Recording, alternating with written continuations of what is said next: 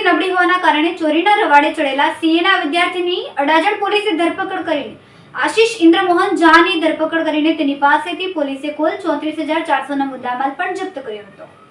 આર્થિક પરિસ્થિતિ નબળી હોવાના કારણે ચોરીના રવાડે ચડેલા સીએના વિદ્યાર્થીની અડાજણ પોલીસે કરી ધરપકડ।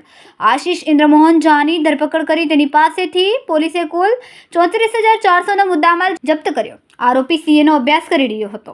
આરોપી લોકોના મોપેડના ડિક્કીમાંથી રોકડા રૂપિયા અને કિંમતી વસ્તુઓની ચોરી કરતો હતો, જે મામલે અડાજણ પોલીસ મથકમાં ફરિયાદ નોંધવામાં આવી હતી। કેમેરામેન સેનિલ વિરાણી સાથે વિશાલ છેઠા, માનવ પ્રભા ન્યૂઝ, સુરત।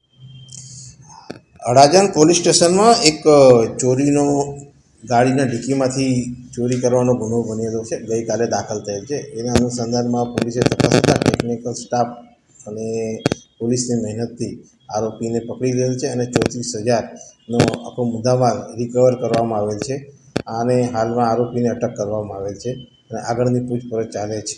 અગાઉ આ કામના આરોપી અત્યારે તો પૂછપરછ કરતાં કોઈ બીજા ગુનામાં છે કે કેમ અત્યારે કંઈ બતાવતો નથી, પરંતુ આરોપીના નામદાર કોર્ટમાં કોઈ રિમાન્ડની કાર્યવાહી કરીશું, ત્યાર પછી આરોપીને ખબર પડે કે બીજા કોઈ ગુનામાં સંડોવાયેલ છે કે કેમ।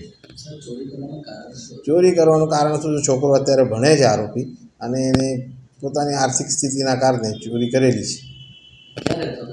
એ અત્યારે નવાગામ ઢીંડોલી રહે છે આરોપી। અમારા વિડીયોની નવી અપડેટ મેળવવા માટે સબસ્ક્રાઇબ કરો માનવ પ્રભા ન્યૂઝ ચેનલને, બેલ આઇકન ક્લિક કરો લેટેસ્ટ વિડીયો સૌથી પહેલા મેળવવા માટે।